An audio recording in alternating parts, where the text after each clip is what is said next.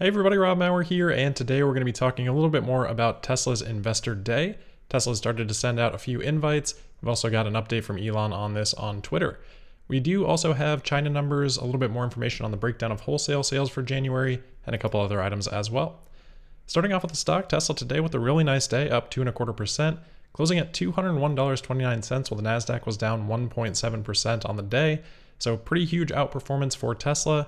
This is the first time since I believe November 4th, so over 3 months, that Tesla's closed above $200 per share. So congratulations on making it through, at least for now, the giant dip that we have had in December and January.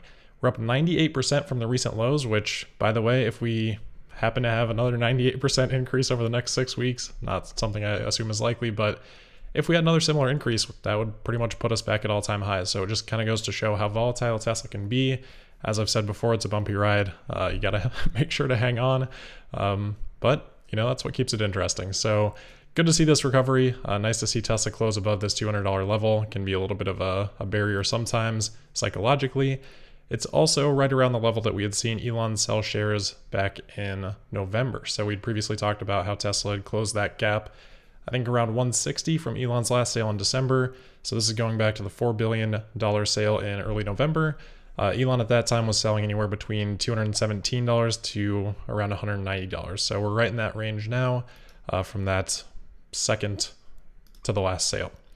So good to see that. If we can continue up to that 220-ish range or so, we'd kind of get past that, I guess, gap. Not that I'm a huge technicals person, but that gap that could have been created from that additional float added by Elon at that point in time. All right, moving into the update on Investor Day. Elon Musk tweeting out last night, Master Plan Part 3, the path to a fully sustainable energy future for Earth, will be presented on March 1st. Nothing like a lofty goal, but of course, that is Tesla's mission. So the future is bright. Elon posting an image here of the Investor Day invitation. I know some people have started to get these invitations, so congrats to those that have received those so far. Should be a great event. Regardless of what we hear from Tesla, those are always fun. And usually with Tesla, we tend to see some hidden messages in things like this. You may remember back to Battery Day, Tesla had posted this.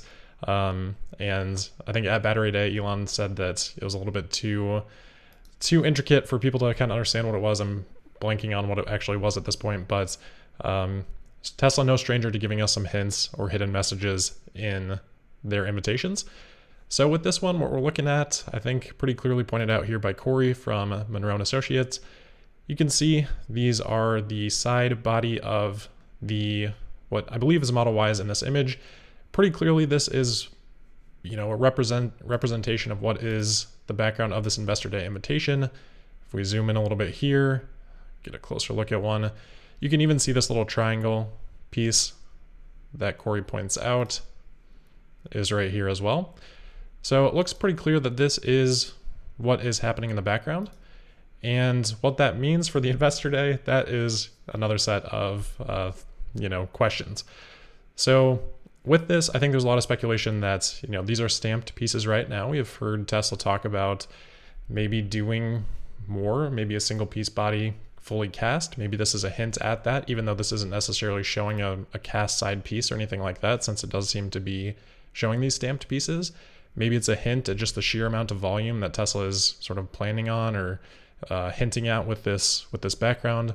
That was kind of the direction that Monroe went. If you saw their video on it, they talked about how there's, if we were to count these, the depth of these racks hold 8 of these pieces. They counted 37 by 17 in terms of the number that is being shown on this invitation.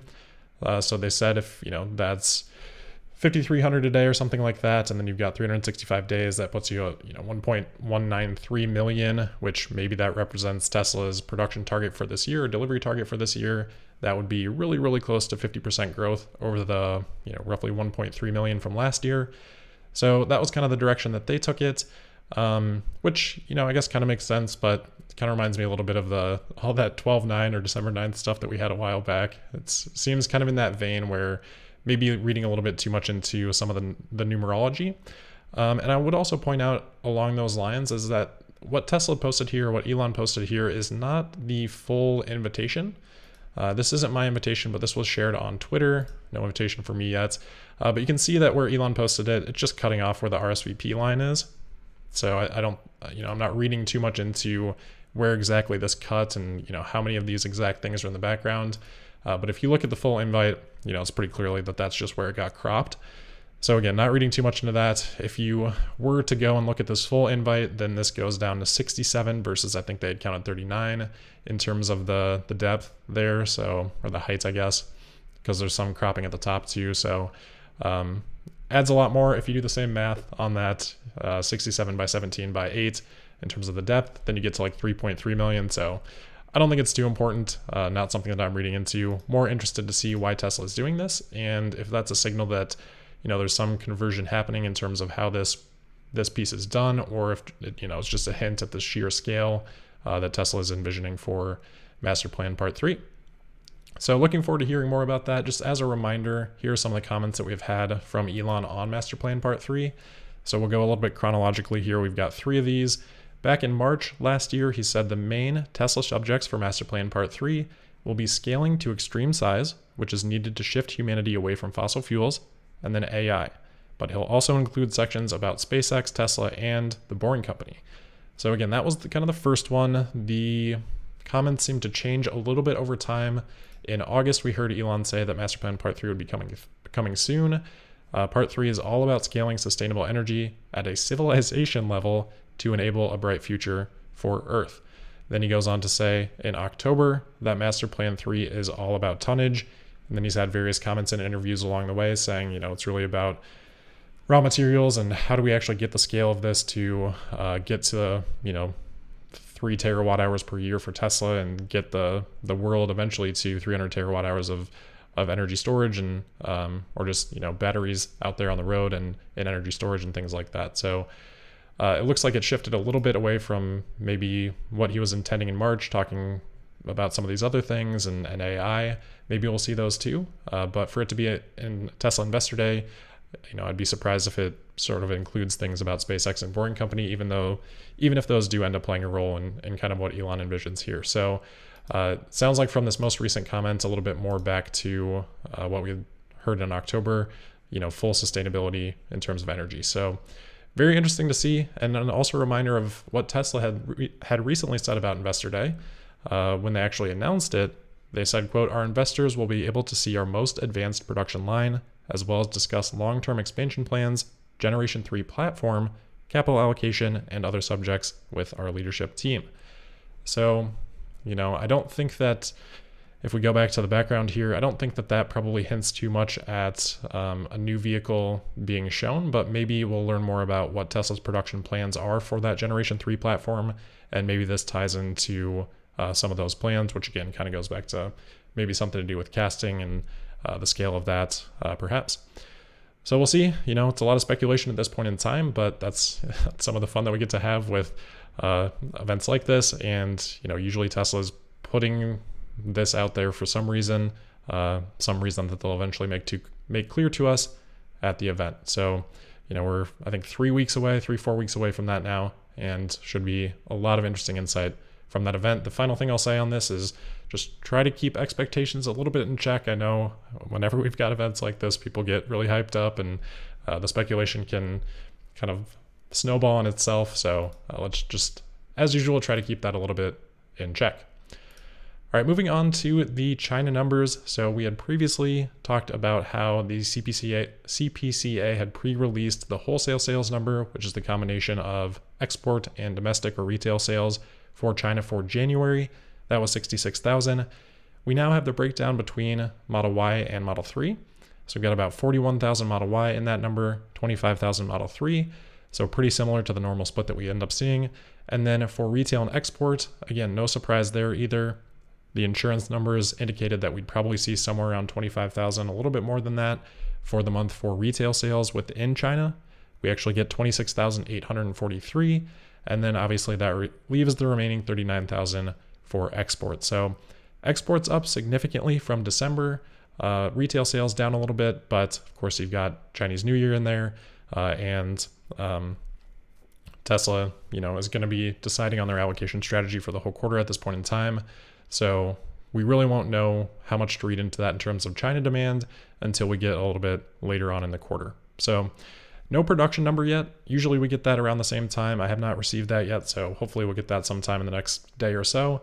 But as soon as we have that, we'll have a little bit more to talk about with this number, as we'll see kind of the change in inventory and production despite the downtime from Chinese New Year. All right, next we've got an update on a pretty infamous Tesla crash. This was in Texas back in 2021.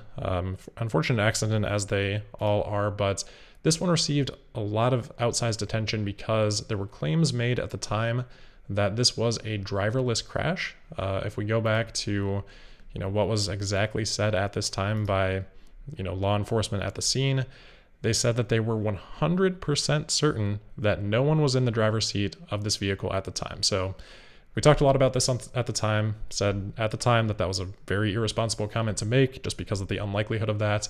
The NTSB did eventually come out and say that was not actually the case. They did believe that the driver was in the driver's seat at the time of the accident. Now they have given us an update on whether or not autopilot was being used in this crash. Similarly, as we had expected, or as we had speculated at the time of the crash, they have also found that in this accident, autopilot, there's no evidence of any autopilot use at this time. So that's the update today from the NTSB. Basically, when we had looked at it at that time, there was, it was really unlikely that autopilot would have been able to even be activated on the road that the crash happened at. The speed was way out of balance with what the autopilot speed limit would have been at that time on that road. So it really just didn't make much sense. And now we're coming out, now we're here, year and a half, almost 2 years later, and the NTSB investigation is aligned with that sort of initial conclusion or initial speculation that we had at that time. So again, unfortunate accident, but kind of, an update that confirms some of the suspicions that we had, especially about those initial reports, which obviously in hindsight were quite irresponsible and caused a lot of unnecessary media attention around whether this was a driverless crash and what that meant for Tesla and all that stuff. So always annoying to have to deal with that, but we've got some answers now.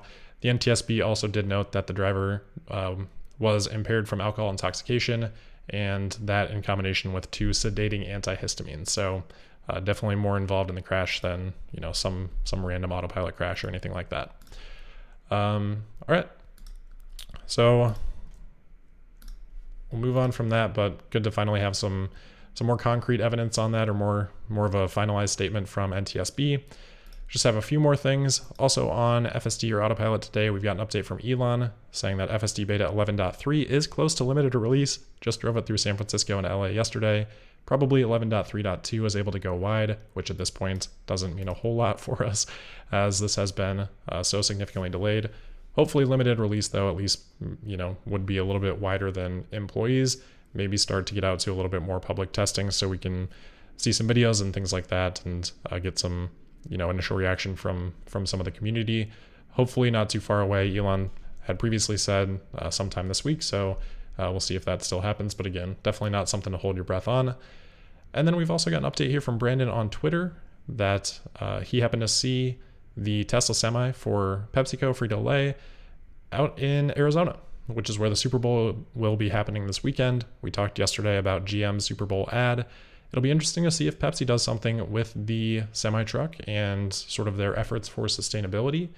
Obviously, they've got a pretty big ad budget. I would expect them to be participating in the Super Bowl advertising game as well. We'll see if any of that incorporates the Tesla Semi, but if not, they said that he talked to someone there, and they said that they'll have the Semi there kind of all weekend. Usually there's tons of stuff going on at Super Bowl weekend and tons of events and activities and things like that. So it looks like Pepsi going to be participating in that and potentially involving the Semi, or at least having it there on display. So it should be some pretty cool exposure for Tesla and for the Semi, even if it's not included in a commercial, which definitely could happen from Pepsi. And then the last couple of things, we've got an update here on SpaceX. SpaceX is going to be attempting a static fire test of all 33 engines on the Starship booster as soon as tomorrow.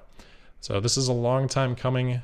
Gwynne Shotwell, SpaceX president, said that if this goes well, it's really the final ground test before they could light it up, do an orbital test launch. So Elon has said before that we may see that in March. We'll keep an eye on this tomorrow. Hopefully everything goes well. It's going to be, they've never done 33 engines before, so it's going to be sort of a new level for them. And if they, if the static fire goes well, hopefully that means good things for that March timing for an orbital test flight. So we'll keep an eye on that for SpaceX. And then a quick update on Andrej Karpathy, Tesla's former director of AI. He has announced that he is going to be joining OpenAI. Of course, OpenAI gotten a lot of attention recently for ChatGPT. We've heard from Andrej a lot about his interest in language models. So it looks like he is going to be actually heading back to OpenAI. He was there previously. I know some people had some hope of him returning to Tesla, and he's alluded to that being a possibility. But it looks like with him joining OpenAI, that would probably be quite a ways down the road. But congrats to Andrej for that, and should be interesting to see what he can do there at OpenAI. All right, that is it for today. So as always, thank you for listening. Make sure you're subscribed and signed up for notifications. You can also find me on Twitter at Tesla Podcast. And we'll see you tomorrow for the Thursday, February 9th episode of Tesla Daily. Thank you.